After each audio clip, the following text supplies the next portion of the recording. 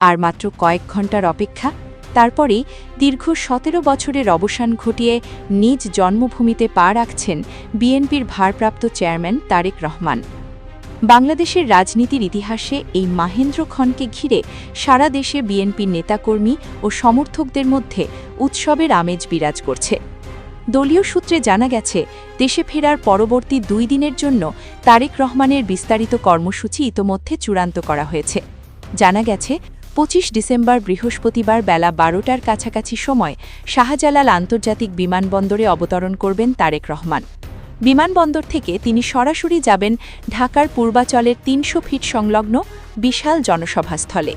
সেখানে কয়েক লাখ মানুষের সমাগমে তিনি দেশবাসীর উদ্দেশ্যে ভাষণ দেবেন। এরপর জনসভা শেষে তিনি সরাসরি চলে যাবেন এভার কেয়ার হাসপাতালে।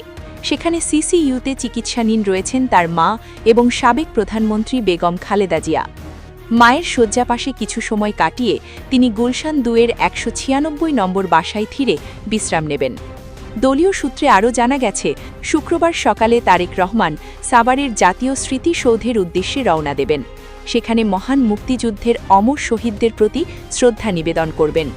সেখান থেকে ফিরে তিনি সরাসরি যাবেন চন্দ্রিমা উদ্যানে অবস্থিত তার পিতা শহীদ প্রেসিডেন্ট জিয়াউর রহমানের মাজার জিয়ারত করতে। ২০০৭ সালের ৭ মার্চ 111 খ্যাত তত্ত্বাবধায়ক সরকারের আমলে তারেক রহমানকে গ্রেপ্তার করা হয়। কারাগার ও রিমান্ডে থাকাকালীন তার উপর অমানসিক, শারীরিক ও মানসিক নির্যাতনের অভিযোগ ওঠে, যার ফলে তার মেরুদণ্ড গুরুতরভাবে ক্ষতিগ্রস্ত হয়েছিল বলে জানা যায়। প্রায় ১৮ মাস কারাবন্দী থাকার পর ২০০৮ সালের ৩ সেপ্টেম্বর তিনি উচ্চ আদালত থেকে জামিন পান। এরপর উন্নত চিকিৎসার জন্য ওই বছরের ১১ সেপ্টেম্বর তিনি সপরিবারে লন্ডনের উদ্দেশ্যে দেশ ছাড়েন। তখন থেকেই তারেক রহমান লন্ডনে রাজনৈতিক আশ্রয় ছিলেন।